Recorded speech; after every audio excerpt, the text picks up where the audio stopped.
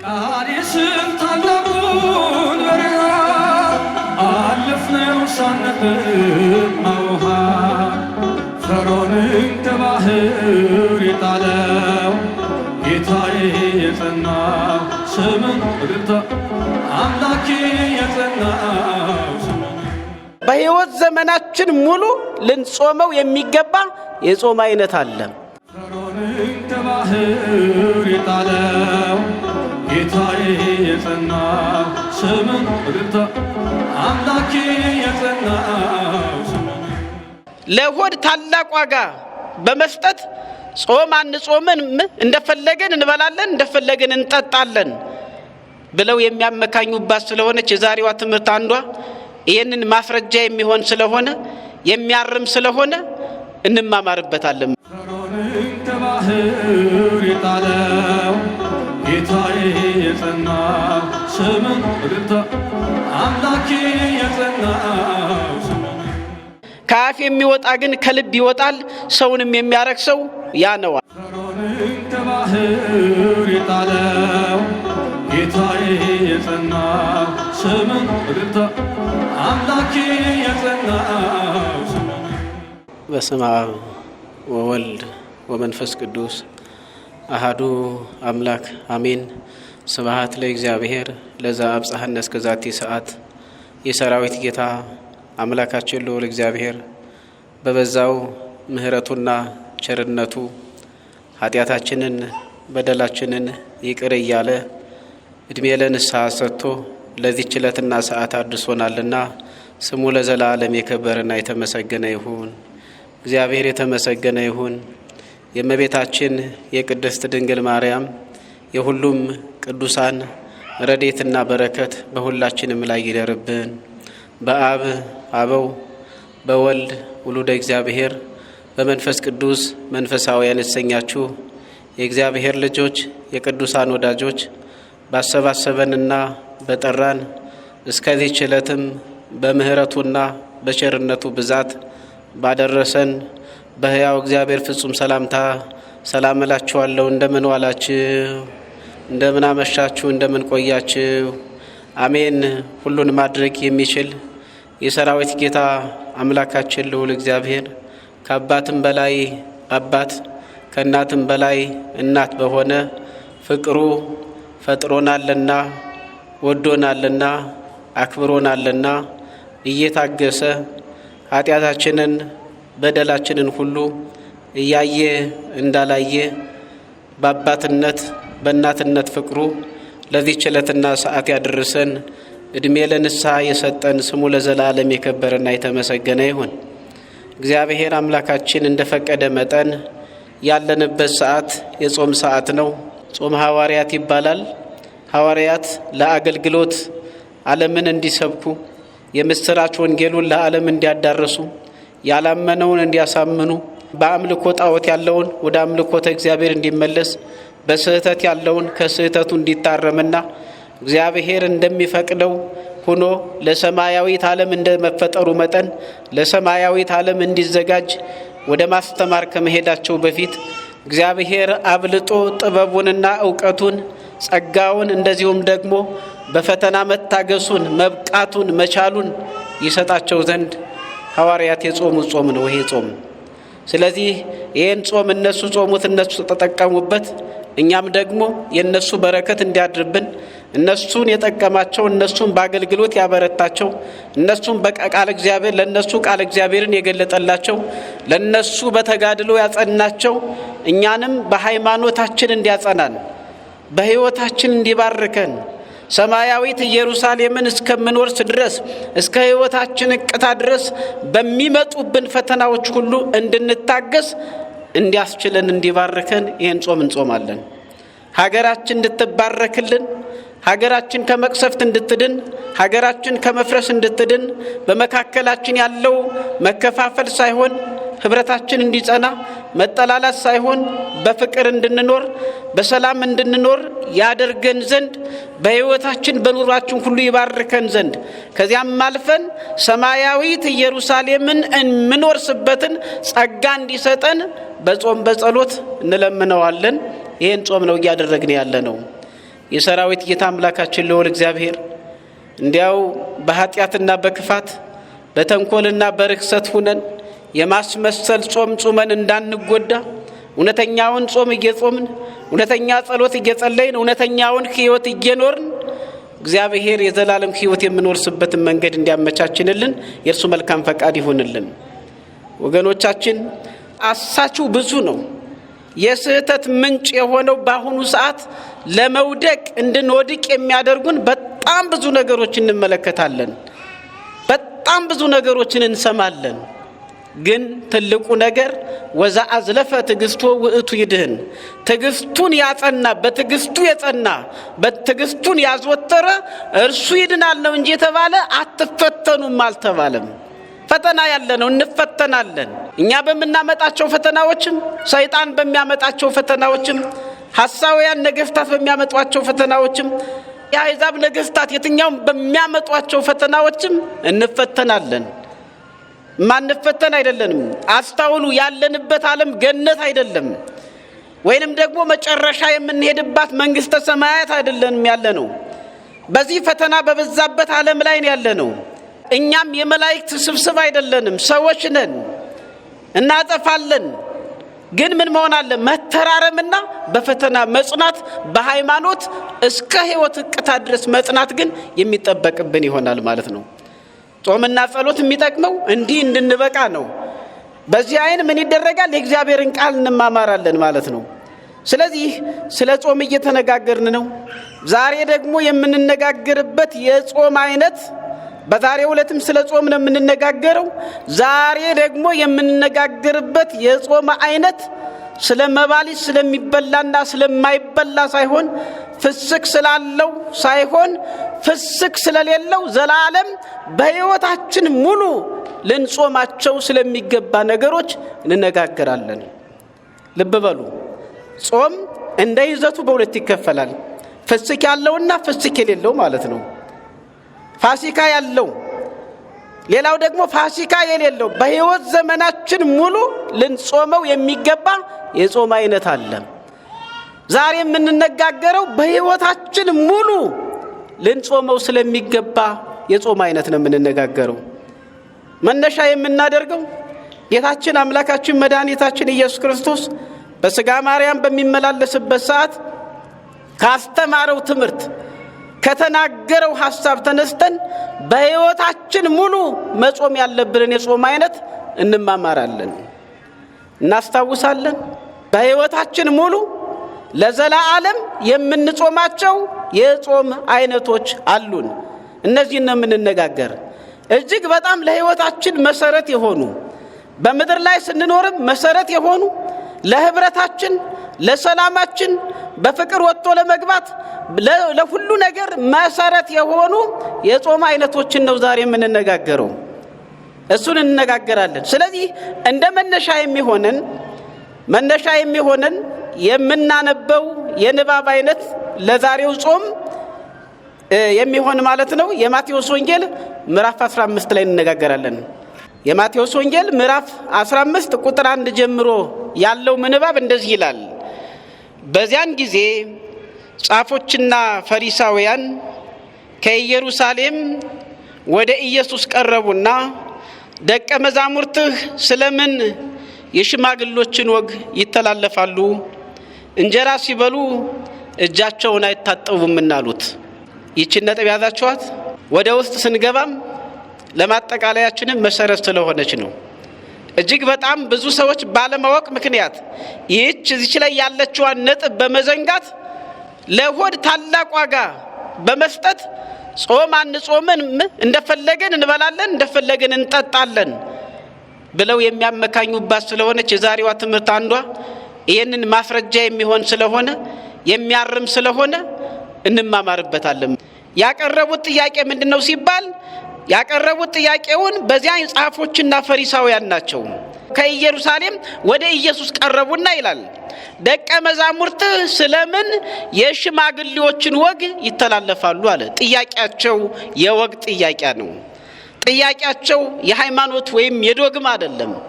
ጥያቄያቸው የሃይማኖት ስርዓት ጥያቄ አይደለም። ጥያቄያቸው የትውፊት ጥያቄ አይደለም። የሽማግሌዎችን ወግ ጥያቄ ነው እየጠየቁት ያለው። ስለዚህ የጠየቁት ጥያቄ ምንድነው? ደቀ መዛሙርት ስለምን የሽማግሌዎችን ወግ ይተላለፋሉ ብለው ጥያቄን ያቀረቡ። ምንድነው የሽማግሌዎችን ወግ ደቀ መዛሙርት የተላለፉበት ምክንያት ሲባል እንጀራ ሲበሉ እጃቸውን አይታጠቡምና አሉት። እንጀራ ሲበሉ ምን አይሉ? እጃቸውን አይታጠቡምና ብለው የጌታችን የአምላካችን የመድኃኒታችን የኢየሱስ ክርስቶስን ደቀ መዛሙርት ፈሪሳውያን ክስ ወደ ኢየሱስ ክርስቶስ አቀረቡ። ከዚህ በኋላ ነው እንግዲህ ኢየሱስ ክርስቶስ የሰጠው መልስ እጅግ በጣም አስተማሪያችን የሚሆነው በሕይወታችን ልንተገብረው የሚገባን የሚሆነውን የምንማማርበት ከዚህ ጥያቄ በኋላ ነው። እንጀራ ሲበሉ እጃቸውን አይታጠቡምና አሉት።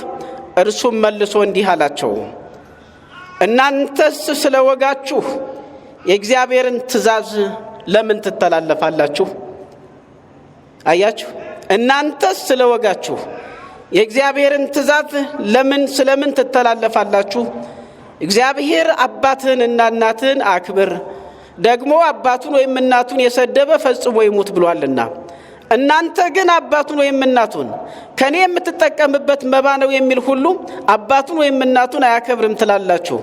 ስለ ወጋችሁም የእግዚአብሔርን ቃል ሻራችሁ።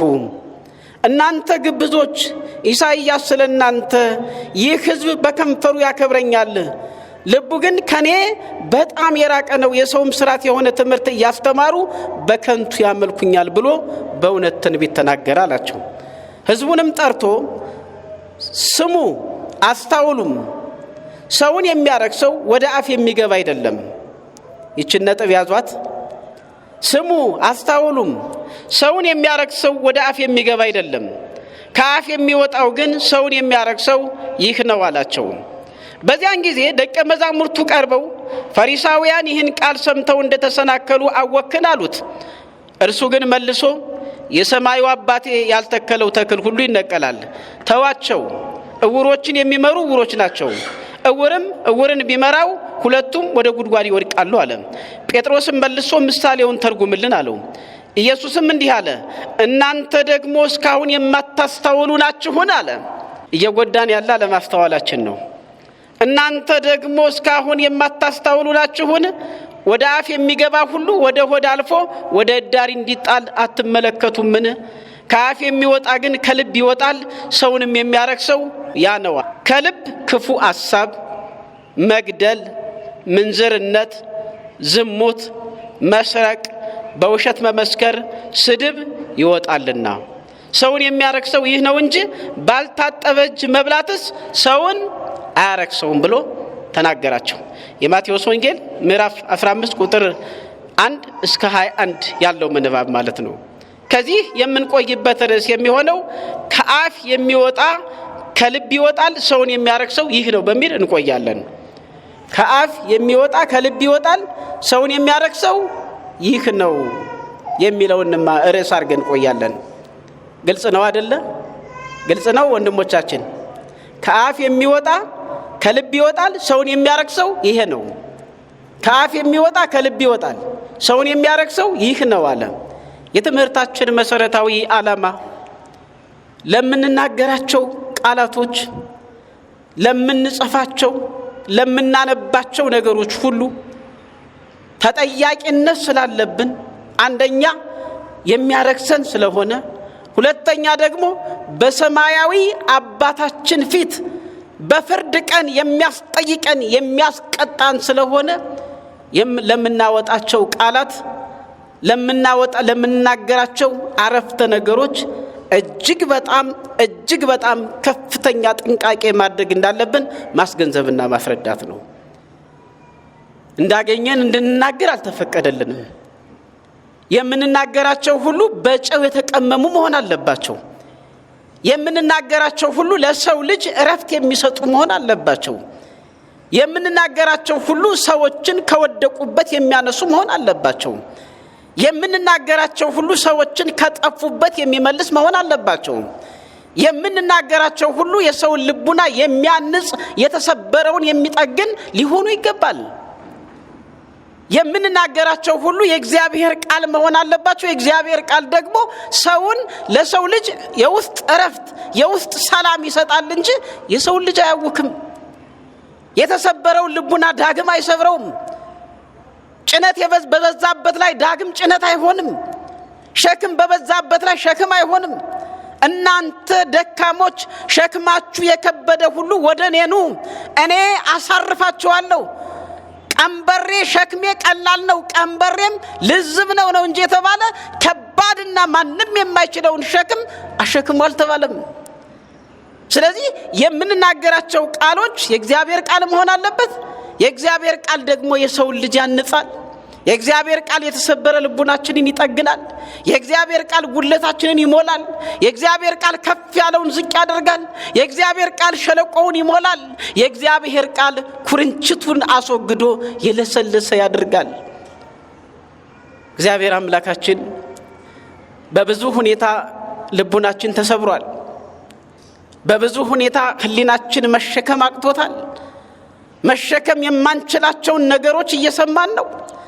መሸከም የማንችላቸውን ነገሮች እያየን ነው። መሸከም የማንችላቸው ነገሮች እየደረሱብን ነው። ካዲያ እርሱ ካላገዘን እርሱ ሸክማችሁን እሸከማለሁ እናንተ ሸክማችሁ የከበደ ወደኔ ኑ እኔ እሸከምላችኋለሁ እኔ አቀልላችኋለሁ ብሎ የተናገረው አምላክ ሸክማችንን ካልተሸከመልን በዚህ ዘመን ላይ እንዴት መኖር እንችላለን? እግዚአብሔር አምላክ እርሱ መሐሪ ነውና ዋጋ የከፈለልን ሁሌም እንዳይለየን የእርሱ መልካም ፈቃድ ይሁንልን። ስለዚህ የምንናገራቸው ቃሎች ዳግም በሰው ላይ ጭነት እንዳይሆኑ መጠንቀቅ አለብን። እስመም ቃላቲከ ትጸድቅ ወይም ቃላቲከ ትትኮነን፣ በቃሎች ትከብራለህ በቃሎች ትኮነናለህ ይላል። ልብ በሉ፣ የምንናገራቸው ቃሎች እኮ በእግዚአብሔር ፊት ይቀርባሉ። እግዚአብሔር ይመዝናቸዋል። በአስፈሪው በመለኮታዊው ኃይል ፊት እኮ እንቆማለን። ያኔ የሰበርነው ልቡና ከነተሰበረ ልቡ በእኛ ላይ ምስክር ይሆንብናል። ያምን የነበረውን ያጠፋ ነው ያባረር ነው በእኛ ላይ ምስክር ሆኖ ይቀርባል እኮ። በማቴዎስ ወንጌል ምዕራፍ 18 ላይ ገብታችሁ አንቡ። እንደነዚህ ካሉት ሕፃናት ለአንዱ መሰናክል የሆነ አህያ የማይችለው የወፍጮ ሜጅ ወይም ድንጋይ በላዩ ላይ ተጭኖ በባህር ቢሰጥም ይሻለዋል አለ። ሰውን ከማሰሳት ያንን አህያ መሸከም የማይችለውን ድንጋይ ተሸክሞ በባህር ውስጥ መስጠም ይሻለዋል አለ። ተመልከቱ። ስለዚህ ለሰው ልጅ ያልተጠነቀቅን ለማን እንጠንቀቅ? መጠንቀቅ ያስፈልጋል እኮ። ሰው እንዳይጠፋ መጠንቀቅ ያስፈልጋል። ሰው እንዳይደናቀፍ መጠንቀቅ ያስፈልጋል። ትልቁ ነገር ደግሞ ሕዝቤን አጽናኑን የተባለው አጽናኑ ጠብቁን የተባለው ዋጋ ሰጣችሁ ዋጋ ከፍላችሁ ጠብቁን የተባለው እውነተኛው እረኛ የዓለም መድኃኒታችን ኢየሱስ ክርስቶስ ራሱን አሳልፎ የሰጠው ለሰው ልጅ ሲል ነው። ተመልከቱ። በመስቀል ላይ የተሰቀለው 6666 ጊዜ የተገረፈው ስለ ሰው እኮ ነው። ስለ ሰው ነው ከሰማይ የወረደው። ስለ ሰው ነው ከቤተልሔም እስከ ቀራንዮ ዋጋ የከፈለው። ስለ ሰው ነው በመስቀል ላይ የተሰቀለው። ስለ ሰው ነው እንዴ ባህሩን ውቅያኖሱን የሰጠው። ከዚያም በላይ የህይወት መጠጥ የህይወት ምግብ የሆነው ስለ ሰው ነው የተራበው፣ ስለ ሰው ነው የተጠማው። ዋጋ የከፈለው ስለ ሰው ነው። ካዲያ እግዚአብሔር ኢየሱስ ክርስቶስ ዋጋ የከፈለለትን የሰው ልጅ እኛ ህሊናውን እንዴት እናደማለን? እንዴት ህሊናውን እናቆስላለን? ስንቱን ሊችለው ነው? የተሰበረ ልቡን መጠገን ሲቻል መድኃኒት መሆን ሲቻል እንዴት ዳግም ሰው ይበደላል? ስለዚህ ዋናው ዓላማችን የምንናገራቸው ቃሎች በእግዚአብሔር ፊት እንደሚመዘኑ እግዚአብሔርም ዋጋ እንደሚሰጥባቸው አውቀን ከትንሽ እስከ ትልቅ መናገር ከጀመረው ጀምሮ እስከ አዋቂው ድረስ ተጠንቅቀን የሚያንጹ ቃላትን፣ የሰው ልጅ ልቡና የሚጠግኑ ቃላትን፣ የሰው ልጅ ከውድቀቱ የሚያነሱ ቃላትን፣ ፍቅርን የሚመሰርቱ ቃላትን፣ ህብረትን የሚያጸኑ ቃላትን፣ በሰላም እንድንገባ የሚያደርጉ ቃላትን እንድናወጣን የተፈቀደው። ይህን ነው እየተናገረ ያለው። ፈሪሳውያን የጠየቁት ጥያቄ ምንድነው ሲባል በምክንያቱ ምንድነው ሲባል ምክንያቶቹ ፈሪሳውያን ናቸው። ምንድነው ምክንያታቸው ሲባል ደቀ መዛሙርት የጌታ ደቀ መዛሙርት ከአምላካቸው ጋር እያሉ ጾምን ሊያለማምዳቸው እንዲረባቸው ያደርግ ነበር። አያችሁ፣ በ5 እንጀራና በ2 ዓሣ አይደለ? በሌላ ቦታም በ7 እንጀራ በ5 እንጀራና በ2 ዓሣ እናቶችና ሕፃናት ሳይቆጠሩ 5000 ጠብደል በደንብ መብላት የሚችለውን አጥግቦ 12 ቅርጫት የተረፈ ሲያስነሳ እንመለከተዋለን። በሌላ ቦታም እንደዚሁ በ7 እንጀራ 4000 ሕዝብ አጥግቦ 17 ቅርጫት ሲነሳ እንመለከተዋለን። ይሄን ሁሉ የሚያደርግ አምላክ ነው ኢየሱስ ክርስቶስ። በሌላ በኩል ደግሞ ደቀ መዛሙርትን ሲርባቸውና ሲጠማቸው እንዲያውም እጆቻቸውን እስከሚታጠቡ ድረስ እንኳን አላዳረሳቸው እስከሚል ድረስ በረሃብ ሲቀጣቸው ሲያለማምዳቸው እንመለከታለን። ጾምን ሲያስተምራቸው እንመለከታለን። ታዲያ ደቀ መዛሙርት ከእርሱ ጋር ነው ያሉት። ቃለ እግዚአብሔር ሲያስተምር፣ ታምራትን ሲያደርግ፣ ዕውራንን ሲያበራ፣ ለምጻምን ሲያነጣ፣ ጎባጣን ሲያቀና፣ ሙታንን ሲያስነሳ፣ ባህሩን ሲከፍል፣ በአጋንንት የታሰሩትን ሁሉ ከእስራታቸው ነፃ ሲያደርግ ያንን ተአምር እያዩ አስተምሮቱን እያዩ የሰውን ፍቅር ለሰው የሚያደርገውን ፍቅር እያዩ በዚያ ተመስጠው ውለው በመሃል ግን ምን ነበርባቸው? ረሃብ ርቧቸው ነበር። በጣም ተርበው ነበር። በጣም ተጠምተው ነበር። በጣም የተራበና በጣም የተጠማ ሰው ቤታችሁ ቢመጣ እጅ ውሃ በቅርበት ከሌለ ሳትታጠብ አትበላም ብላችሁ ትጨክኑበታላችሁ? እንደዚህ አይነት ጨካኝ ልብ ያስፈልጋል እንዴ? የሰው ልጅ እኮ መጀመሪያ በአደጋ ላይ ያለ ከሆነ ቅድመ ሕክምና እርዳታ ይደረግለታል እንጂ ሌላ ነገር አይታሰብም። አደጋ የደረሰበት ሰው እርዳታ ያስፈልገዋል እንጂ ስለሌላው ጉዳይ አንጨነቅለትም። ዋናው ምንድነው? ከአደጋው እንዲያገግም ወይም ቅድመ ሕክምና እርዳታ አድርገን የምንችለውን አድርገን የማንችለውን ደግሞ የሚችሉት እንዲያክሙት ወደ ዶክተሮቹ ወደ ሐኪሞቹ እናቀርበዋለን እንጂ ሌላውን ነገር አናስብበትም። አልታጠበም ብለው ሐኪም አያክመውም እንዴ?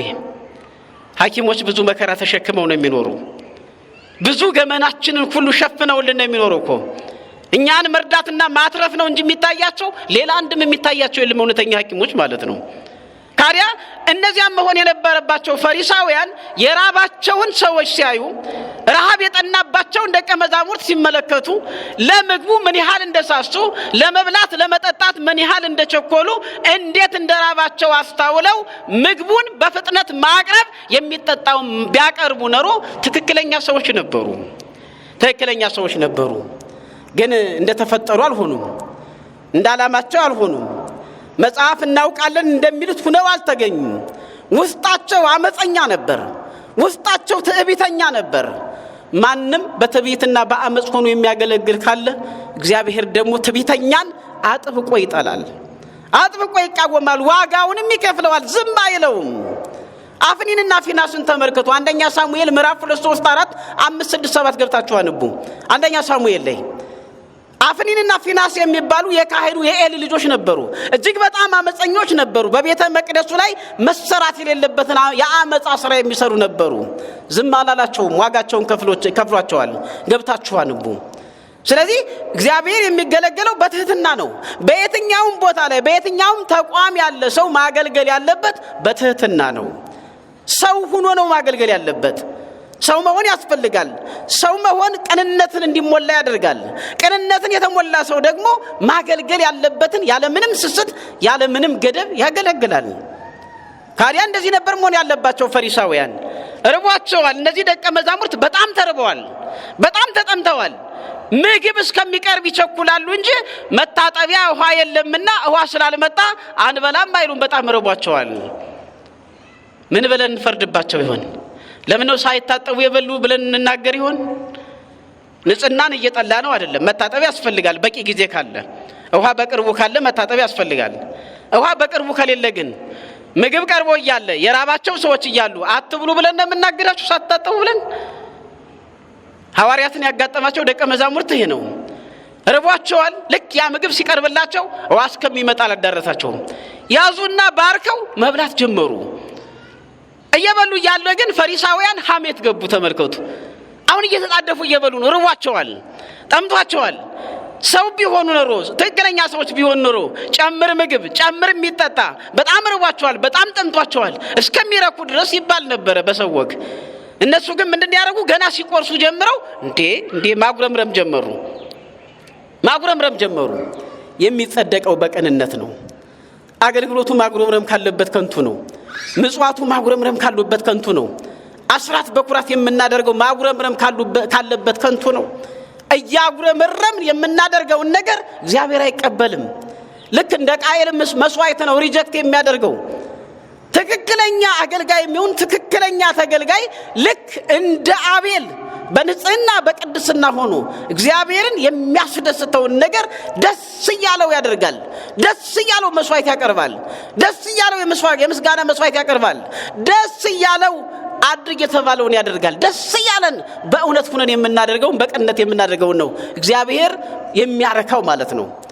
ታዲያ ሐሜት አቀረቡ። ሐሜታቸው ምንድነው? ወደ ኢየሱስ ክርስቶስ አቀረቧቸው። ምን ብለው ያቀረቧቸው? ደቀ መዛሙርትህ የሽማግሌዎቻችን ትእዛዝ ተላልፈዋል። ለምን ይተላለፋሉ አሏቸው ብለው ጠየቁ። ምንድነው መተላለፋቸው ብለው ሲጠይቃቸው እጃቸውን ሳይታጠቡ በሉ ብለው አቀረቡ። ከዚህ በኋላ ነው እንግዲህ ኢየሱስ ክርስቶስ እንዳያችሁት እናንተ የተረገማችሁ አለ። ስለዚህ ሕዝብ ኢሳይያስ ትንቢት ተናግሯል። በልቡ በከንፈሩ ያከብረኛል፣ ልቡ ግን ከኔ በጣም የራቀ ነው ብሎ ኢሳይያስ ስለናንተ በእውነት ትንቢት ተናግሯል። ይሄ ትንቢት ተፈጸመባችሁ አለ። እግዚአብሔር እንግዲህ የሚያየው ልብንም ኩላሊትንም ነው። አንደበትም ብቻ አይደለም፣ ልብንም ኩላሊትንም የሚመረምር አምላክ ነው። ዳዊት ይህን ሲናገር ዘይፈትን ልበ ወኩለያተ አማን ይረዳአን እግዚአብሔር። ልብንና ኩላሊትን የሚመረምር አምላክ በእውነት እግዚአብሔር አምላክ ይረዳኛል አለ። እግዚአብሔር የሚመረምረው ልብንና ኩላሊትን ነው። አንዱ ጆፌ አሞራ ቢያክል፣ አንዱ ደግሞ ድንቢጥን ቢያክል። ስለዚህ ጉዳዩ አይደለም። እግዚአብሔር የሚቆጣጠራት ልብንና ኩላሊትን ነው።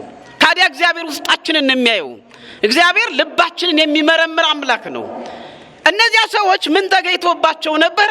እታች ላይ ስናየው የተናገረበት ዋናው ዓላማ ዘያረኩሶ ለሰብ አኮ ዘይበው ውስጣፉ አላ ዘይወጽእ ውስጣፉ። ሰውን የሚያረክ ሰው ወደ አፍ የሚገባ ሳይሆን ከአፍ የሚወጣ ነው ብሎ ተናገራቸው። ከአፍ የሚወጣ ከልብ ይወጣልና ልናሰምርበት ይገባል። ሰውን የሚያረክ ሰው ወደ አፍ የሚገባ ሳይሆን ከአፍ የሚወጣ ነው። ከአፍ የሚወጣ ከልብ ይወጣልና ብሎ ነው እየተናገረ ያለው። ይህችን በመያዝ ደግሞ የንብላው ዘመን ስለሆነ የሆድ ዘመን ስለሆነ እንደዚህ ብሎ ኢየሱስ ክርስቶስ አስተምሯል። ስለዚህ መብላት አያስኮንንም፣ ጾም አያስፈልግም። እንደፈለገን እንበላለን፣ እንደፈለገን እንጠጣለን። ምክንያቱም ሰውን ወደ አፍ የሚገባ እንጂ ከአፍ የሚወጣ አያረክሰውም ተብሎ ተጽፏል ብለው ይህን ፈሪያት ደንግጥ ጥቅስ ከመሃል ላይ በመያዝ ያለ ትርጓሜው ወይም ያለ ፓራግራፉ ያለ ምንባቡ ትርጉም ብቻውን ነጥሎ በማውጣት ብዙዎች ወንድሞቻችንና እህቶቻችን ጾም ሲገድፉበት እንመለከታለን። በጾም እኮ ብዙ ስራ ተሰርቷል አይደለ? ሙሴ ጾሞ 10ቱ ቃላትን ተቀብሏል፣ 10ሩ ሕግን ተቀብሏል። ዳንኤል ጾሟል ብዙ ነገር። ኢያሱ ጾሞ ፀሐይን አቁሟል አይደለ? ሙሴ ጾሞ አሁንም ባህር ከፍሏል። እግዚአብሔር ኃይል ሆኖት በጣም ብዙ ነገር አለ። እነ ዳዊትን እንመልከት። በጣም ብዙ ነቢያት ጾመዋል። እነ ኤልያስ 40 ቀን 40 ሌሊት ጾመዋል። ሙሴም 40 ቀን 40 ሌሊት ነው የጾመው። ጌታችን አምላካችን መድኃኒታችን ኢየሱስ ክርስቶስ በአዲስ ኪዳን 40 ቀን 40 ሌሊት ጾሞ ነው የጾምን ስርዓት የመሰረተልን። ካዲያ እነሱ እንደጾሙት ብንል እንጾም ብንል አይቻልም። ምን ማድረግ አለብን? እሱን ለማስታወስ የአምላካችንን ስራ ለማስታወስ እኛም የሥጋ ፍላጎታችንን ለመቀነስ ከእግዚአብሔርም በረከትን ለማግኘት እንደቻልነው እንጾማለን እንጂ እነሱ እንደጾሙት መጾም የማይቻል ነው። ታዲያ ይሄ ሁሉ በጾም አባቶቻችን ብዙ ስራ ሰርተው እናቶቻችን ብዙ ስራ እንደሰሩ ወንድሞቻችን ብዙ ስራ እንደሰሩበት እያየ በይቻ አረፍተ ነገር ያለ ትርጉማ በመስጠት ያለ ተረጓጎም በመተርጎም ጾም አንጾምም ብሎ ለሆድ አመካይቶ መብላት መጠጣት ከመጥፋት ውጭ ሌላ ጥቅም የለውም። ደግሞ ጾም ለነፍስ ብቻ ሳይሆን ለሥጋም ይጠቅማል። ምናልባት የጤና ባለሙያዎች ካላችሁ ይሄን በደንብ ልታውቁ ትችላላችሁ፣ ከኔ በላይ ልትረዱ ትችላላችሁ። እኔ ትንሽ ከሁሉም ሰው ጋር የመዋል ዕድል ስላጋጠመኝ መረጃዎችን በማግኘት ያገኘዋትን ልትረፋችሁ ብዬ ነው። እና ጾም ለነፍስ ብቻ ሳይሆን ለስጋም ይጠቅማል። የሚገርማችሁ ለስጋም እኮ ሰውነትን ለማመጣጠን ይጠቅማል። ለጨንጓራ የረፍት ጊዜ እንዲኖረው ይረዳዋል እኮ። ሰው ምግብ የሚባለው መብላት የሚባለው እኮ ጨንጓራ ሆድ ልብላ ብሎ ሲርበው ሲያስፈልገው የተገኘና የተበላ ምግብ እኮ ነው የሚጠቅመው አይደለ? አባቶቻችን ሲናገሩ እንዲያው ከምግብ ሁሉ የትኛው ይጠማል ብለው ቢጠየቁ ሲርብ የበሉት ብለው መልስ ሰጥተዋል። ተመልከቱ። ሲርብ ሲበሉት ነው ሁሉም ወደ ሰውነት ሄዶ መስራት ያለበትን ስራ የሚሰራ። ሳይርበን ጠዋትም ብላ፣ በ6 ሰዓትም ብላ፣ በ9ም ብላ፣ በ12ም እንደ በምሽቱም ብላ ካልነው ይጠራቀምና የኮሌስትሮል ተሸካሚዎች ነው ምን ሆነው። ያ ደግሞ ምን እንደሚያመጣ ታውቃላችሁ? ከዚያ በኋላ ነው የጤና መናጋት የሚመጣና በስም የማናውቃቸውን በሽታዎች፣ በተለይም ይሄ ደግሞ የማይተላለፉ በሽታዎች፣ እነዚህ ዝም ብለው ሰውን የሚያጠፉ የሚገርሉ በሽታዎች ዝምተኞች ይባላሉ አይደል? ልክ እንደ ዝምተኛ ውሻ እየነደፉ ሰውን ያለ እድሜው የሚቀጩ በሽታዎች የሚመጡት በአግባቡ ባለመጾም ምክንያት ነው። ያመጋገብ ስርዓት በሌለው ሁኔታ መመገባችን ነው ለዚህ ሁሉ የሚያጋልጥ። ልብ በሉ። ስለዚህ በደንብ አድርጎ የሚጾም ሰው ከነዚህ በሽታዎች ሁሉ ይድናል ማለት ነው። በምድር ላይ ጤንነቱንም ይጠብቃል። ብዙ ሰዎችን አግኝቻለሁኝ። ሃይማኖታቸው ለጾም የሚፈቅድ አይደለም፣ ግን ዝም ብለው ይጾማሉ። ለምንድን ነው የማትበለው ሲባል እንዲህ አይነት በሽታ ስላለብኝ ይሄ ስለሚከላከልልኝ የሰውነቴን ሸፕ ቅርጽ ለማስያዝም የሚሉ አሉ። በጣም ብዙ ጓዶችን አግኝተናል። አያችሁ። ስለዚህ ጾም እንዲህ አይነት ጠቀሜታም አለው በስጋም ራሱ። በነፍስ ደግሞ የስጋን ፍላጎት ይገታል፣ የነፍስን ስራዎች እንድንሰራ ያደርጋል። በጾምና በጸሎት ደግሞ ከእግዚአብሔር ጋር እንድንነጋገር ያስችለናል። ይሄ ሁሉ ዋጋ ያለው በጾምና በጸሎት ብዙ የዳኑ ከቅስፈት የዳኑ ነነዌን እናስታውሳለን። 70 ነነዌን እናስታውሳለን። ብዙዎች በጾምና በጸሎት ካደጋ ድነዋል። ህይወታቸው እንዲቀጥል ሆኗል። በንስሐ ህይወት እንዲመላለሱ ሆኗል። በሰማዩም እንዲጠቀሙ ሆኗል። ታዲያ ይሄ ሁሉ ጥቅም ያለው ለወዳቸው ያደሩ ሰዎች ወይም እንብላው የሚባሉት እንደው ሌላም ስም አላቸው መናገር የማይገባው። ስለዚህ ይህን እያደረጉ በዚህ ጥቅስ ምክንያት ያው ገንጣይ ሆነዋል ማለት ነው። እንደዚያ መሆን የለብንም። እሱ የተናገረው አሁን እህል እንድንበላ ጾም እንዳንጾም አይደለም የተናገረው። ልጅው እናነበዋለን። ከአፍ የሚወጣ ግን አለ ከአፍ የሚወጣ ግን ከልብ ይወጣል አለ። ከልብ ስለምናወጣቸው ነገሮች እነዚያ በልቦናችን ውስጥ ያሉ ነገሮችን ነው እየተናገረ ያለው። ከአፍ የሚወጣ ግን ከልብ ይወጣል፣ ሰውንም የሚያረክሰው ያ ነው አለና ከልብ ክፉ ሐሳብ ይወጣል አለ። ክፉ ሐሳብን ነው ማስወገድ ትክክለኛው ጾም። ልብ በሉ። ዛሬ የምንጾመው አንደኛው ጾም ክፉ ሐሳብን ማስወገድ ነው። በቃ የሰው ልጅ ክፉ ሐሳብን በውስጡ መስራት የለበትም። ከሰራም እንኳን መታገስ አለበት እንጂ ክፉ ሐሳብን ማውጣት የለበትም። ክፉ ሐሳብን ካወጣ ማለት ተገበረ ነው። ዛሬ እኮ ተምረዋል ተብለው ነገር ግን ባልተማሩ ሰዎች ልብ በሉ። አንድ ምሁር ምን አሉ? there are lots of professors and doctors and engineers and they are educated but they are false educated ብለዋቸዋል። መቼም እንግባባለን። ዛሬ እጅግ በጣም ተማሪ የሚባል በጣም ብዙ ዶክተሮች አሉ፣ በጣም ብዙ ኢንጂነሮች አሉ፣ በጣም ብዙ ፕሮፌሰሮች አሉ፣ በጣም የዓለም ማዕረግ ያላቸው አሉ። ተምረዋል ይባላል፣ ግን they are false educated በሐሰት ስለተማሩ ነው ዛሬ ፍቅርን መስበክ ሲገባቸው ጥላቻን የሚሰብኩ። ሐሰተኛ ትምህርት ስለተማሩ ነው ህብረትን ማጥናት ሲገባቸው ህብረትን የሚፈረካከሱት። ሐሰተኛ ትምህርት ስለተማሩ ነው ማዳን ሲገባቸው እያስገደሉ የሚኖሩት። ድርና ማክሰምና ወርቅ ሆኖ የኖረውን ህዝብ የሚበታተኑት ካልበታተንህ እያሉ አንዴ መውጫ መሰላል ያደርጉታል፣ መውረጃ ያደርጉታል። እንደ መሰላል መከራውን የሚያሳዩት እነዚህ ፎልስ ኤዱኬትድ የሆኑ ሰዎች ናቸው። ቢማሩ ኖሮ ትምህርት ማለት ሰው መሆን ነው። መጀመሪያ ሰው መሆን ነው። ትምህርት ማለት ሰው መሆን ነው። ትምህርት ማለት ያስተሳሰብ ለውጥ ሲኖር ነው። ትምህርት ማለት ስህተትን ማረም ሲቻል ነው፣ ማረቅ ሲቻል ነው። ትምህርት ማለት ቅንነትን መሞላት ነው። ትምህርት ማለት በበጎ ነገር መጠመር ነው። ትምህርት ማለት አሻጋሪ ነገሮችን በምድርም በሰማይም ሊጠቅሙት የሚችሉ ነገሮችን ለህብረተሰብ ማፍለቅ መቻል ነው መማር ማለት። ትምህርት ማለት ማከፋፈል አይደለም፣ ማገዳደል አይደለም፣ ጥላቻን መስበክ አይደለም፣ ህብረትን መበታተን አይደለም። ትምህርት ማለት በሰው መነገድ አይደለም። ትምህርት ማለት በሰው ህይወት መቀለድ አይደለም። ትምህርት ማለት ቅንነት ነው። ትምህርት ማለት ለሰው ልጅ ዋጋ መክፈል ነው። ትምህርት ማለት ህብረትን ማጽናት ነው። ትምህርት ማለት እየሞቱ ማዳን ነው። ማሻገር መቻል ነው ትምህርት ማለት። ለዚህ ነው እኛ ምሁር they are falsely educated ያሏቸው፣ ሐሰተኛ ተማሪዎች ናቸው ያሏቸው። ሐሰተኛ ርዕዮተ ዓለምን የሰይጣንን ርዕዮተ ዓለም የመሰለ ኮርጀው የመጡ የማይጠቀሙበት ነገር ግን ሰውን የሚጎዱበት እነዚህ ተማሩ አይባልም። ስለዚህ ከልብ ምን አላለ? ክፉ ሐሳብ አላለ። እነዚህ ናቸው ክፉ ሐሳብን እያመጡ ትውልዱን እያበላሉ ያሉ። እነዚህ ናቸው ህብረቱን እየናዱ ያሉ። እነዚህ ናቸው መረዳዳትን አስወግደው መገዳደልን በመደጋገፍ ፋንታ መጠፋፋትን እያመጡ እየዘሩ ያሉ። እነዚህ በልቡናቸው ክፉ ሐሳብ ያለባቸው ሰዎች ናቸው። ይሄ ነው ጾም ማለት። ጾምን ሰውን የሚያስገድፈው ሰውን የሚያረክሰው ይሄ ክፉ ሐሳብ ነው። ክፉ ሐሳብ ነው በጎውን ትዳር የሚበታተነው። ክፉ ሐሳብ ነው ህብረታችንን እንዳይጸና የሚያደርገው። ክፉ ሐሳብ ነው የሚያምኑትን እንዳያምኑ ወይንም በጎችን የሚያስፈረግገው ክፉ ሐሳብ ነው። ስለዚህ ከክፉ ሐሳብ መጠበቅ ያስፈልጋል። ትልቁ ጾም ይሄ ነው። ተመልከቱ። ሌላኛው መግደል ነው ይላል። ከልብ ክፉ ሐሳብ መግደል። መጀመሪያ እኮ በምንድነው የሚቀመረው? የትኛውም ነገር በሐሳብ ነው አይደለም?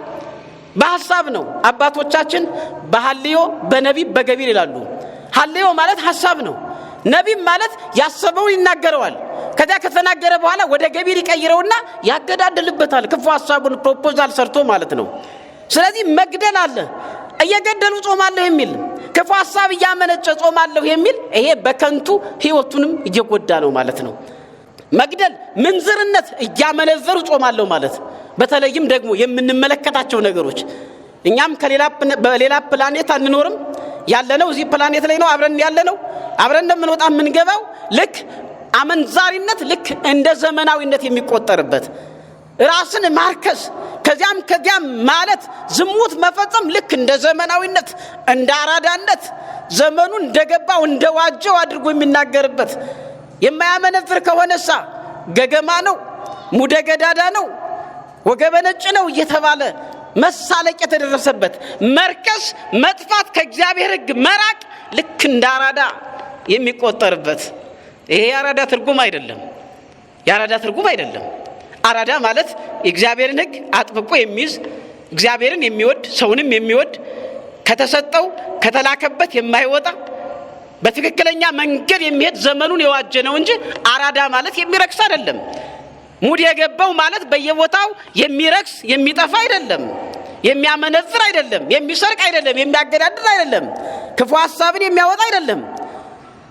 ወይንም ደግሞ በቅቤው ላይ ሌላ እየጨመረ በበርበሬው ላይ ሌላ እየጨመረ ሰው የሰውን ጨንጓራ የሚመልጥ ሰውን ለሞት የሚያበቃ እየገደለ የሚከብር አይደለም። አራዳ ወይ አራዳ ማለት ሙድ ገብቶታል ማለት ይሄ ሌባ ነው የሚባለው። በመጽሐፍ ቅዱስም ሌባ ነው፣ በየትኛውም ሌባ ነው። በቃ እየሰረቀ ሰውን እያሳመመ እሸቅጣለሁ እያለ በብዙ ነገር ሰውን እየጎዳ እዚህ የለም እንጂ በዶቄቱ ላይ ጀሶ እየጨመረ እየሸጠ ቢዝነስ ነው የሚል ይሄ ክፉ ሐሳብን ይዟል። ጾሙም ጸሎቱም ምጽዋቱም በእግዚአብሔር ፊት ተቀባይነት የለውም ካልተመለሰ። ከዚህ ይሄን ጾም ካልጾመ እንዲህ አይነቱ ነገር ካልታቀበ አሁንም ምንድነው በእግዚአብሔር ፊት ተቀባይነት የለውም ነው። ምንዝርነት፣ ዝሙት፣ መስረቅ፣ በውሸት መመስከር፣ ስድብ ይወጣልና ከምን ከአፍ በልብ አድርጎ ከልብ ወዴት ይወጣል? በአፍ ይነገራልና። ስለዚህ ሰውን የሚያረክሰው ይህ ነው። አላያችሁ? ሰውን የሚያረክሰው ይሄ ነው። ሰውን የሚያረክሰው ክፉ መናገር ነው፣ ክፉ ማሰብ ነው። ሰውን የሚያረክሰው ክፉ መናገር ነው። ሰውን የሚያረክሰው ዝሙት መስራት ነው። ሰውን የሚያረክሰው ማገዳደል ነው። ሰውን የሚያረክሰው ጥላቻ መዝራት ነው።